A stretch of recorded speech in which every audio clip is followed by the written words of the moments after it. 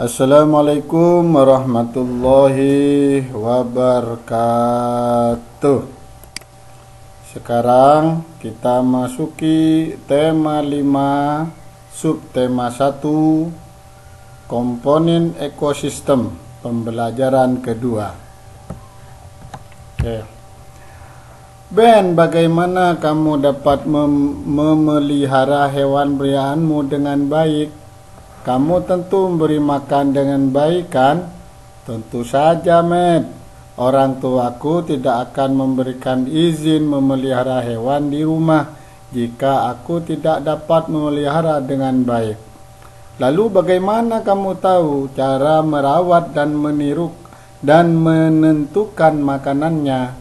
Orang tuaku mengajarku membaca beberapa buku sebelum mengizinkanku memelihara hewan peliharaan. Salah satunya agar aku tahu dari mana asal hewan tersebut, dari ekosistem seperti apa ia berasal, dan bagaimana aku memberikan kebutuhan hidupnya agar hewan tersebut dapat hidup dengan baik. Ekosistem, memangnya ada berapa ekosistem yang ada di dunia? Wah, ini sangat tepat untuk kita sama-sama mengetahuinya, Mad. Yuk kita baca buku untuk mengetahuinya. Nah, di sini ada macam-macam ekosistem. Macam-macam ekosistem. Jadi ekosistem itu ada dua, ya. Yang pertama ekosistem alam, yang kedua ekosistem buatan. Ekosistem alam terdiri atas ekosistem air dan ekosistem darat. Ekosistem air terdiri atas ekosistem air tawar dan ekosistem air asin. Ekosistem darat terdiri atas ekosistem hutan, padang rumput, padang pasir, tundra, dan taiga. Ekosistem buatan merupakan ekosistem yang diciptakan atau dibuat oleh manusia untuk memenuhi kebutuhan manusia seperti sawah, bendungan, merupakan dua contoh ekosistem buatan. Nah, ekosistem air tawar contohnya ekosistem danau, kolam, sungai. Jadi ekosistem air tawar mendapatkan cukup sinar matahari. Tumbuhan yang paling banyak hidup pada ekosistem ini adalah ganggang. Ekosistem air asin contohnya ekosistem terumbu karang dan ekosistem laut dalam. Berbagai jenis ikan, kerang, koral, dan makhluk lainnya hidup pada ekosistem ini.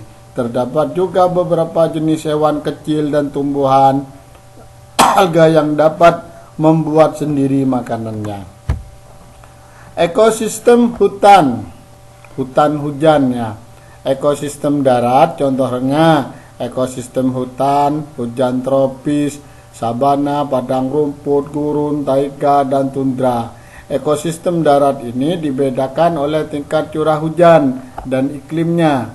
Perbedaan tersebut menyebabkan jenis tumbuhan dan hewan yang ada di dalamnya juga beda. Tumbuhan seperti rotan dan anggrek, serta hewan seperti kera, burung, badak, dan harimau berada pada ekosistem hutan hujan tropis. Ekosistem sabana memiliki curah hujan yang lebih rendah daripada ekosistem hutan tropis. Hewan-hewan yang hidup di sabana antara lain berbagai jenis serangga dan mamalia seperti zebra dan singa. Ekosistem padang rumput.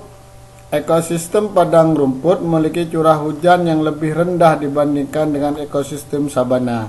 Tumbuhan khas ekosistem adalah rumput. Hewan yang hidup pada ekosistem ini seperti bison, singa, anjing liar, serigala, gajah, jerapah, kanguru, dan ular. Nah, ini ekosistem gurun. Gurun merupakan ekosistem yang paling gersang karena curah hujannya sangat rendah. Tumbuhan jenis kaktus yang memiliki duri untuk mengurangi penguapan banyak tumbuh di sini. Hewan-hewan yang bisa hidup pada ekosistem ini antara lain semut, ular, kadal, kalajengking, dan beberapa hewan malam lainnya. Ekosistem tundra. Suhu pada ekosistem taiga sangat rendah pada musim dingin. Taiga biasanya merupakan hutan yang tersusun atas satu jenis tumbuhan seperti cemara, pinus, dan sejenisnya. Hewan seperti beruang hitam dan yang biasanya hidup di ekosistem ini. Tundra merupakan ekosistem yang dingin dan kering. Banyak jenis tumbuhan tidak bisa hidup di sini pada ekosistem ini karena rendahnya suhu lingkungan sepanjang tahun. Akar-akar tanaman tidak dapat tumbuh pada suhu yang dingin. Tumbuhan jenis rumput tertentu saja yang mampu bertahan. Beberapa jenis burung bersarang di ekosistem tundra pada saat musim panas seperti angsa dan bebek. Kalau taiga dimulai ketika ekosistem tundra berakhir. Jadi seperti musim semi itu ya. Pertama kali ditandai dengan tumbuh cemara-cemara black spruce yang tumbuh jarang dan cemara putih di bagian selatan yang di bawahnya tumbuh tanaman Perdue Earth. Di sepanjang sungai tumbuh bercampur cemara dengan tumbuh-tumbuhan hutan yang gugur. Ciri-ciri biota taiga mempunyai musim dingin yang cukup panjang dan musim kemarau yang panas dan sangat singkat. Selama musim dingin, air tanah berubah menjadi es dan mencapai 2 meter di bawah permukaan tanah. Dingin sekali ya. Jenis tumbuhan yang hidup sangat sedikit. Biasanya hanya terdiri dari 2 atau 3 jenis tumbuhan saja. Oke, sekarang dari bacaan-bacaan tadi di halaman 13 silakan anak-anak itu dikerjakan. Jadi paragraf 1 cari pikiran utamanya apa, informasi pentingnya apa ya. Jadi di halaman 13 itu anak-anak silahkan dikerjakan, terus dikirim ke saya. Jangan lupa ditulis nama dan nomor absen biar untuk mempermudah penilaiannya. Oke. Ini adalah golong hewan yang berdasarkan jenis makanannya. Ini ada apa ini namanya ya? Tikus, kadal, singa. Ini apa namanya? Kayak kancil katanya. Ya. Oke, kita lanjut. Contoh hewan karnivora. Kelompok hewan karnivora ini yang memakan hewan lain. Biasanya giginya ini bertaring ya. Sebagian besar hewan yang termasuk di dalam kelompok ini merupakan hewan yang buas ya. Hewan ini harus berbulu untuk mendapatkan makanan.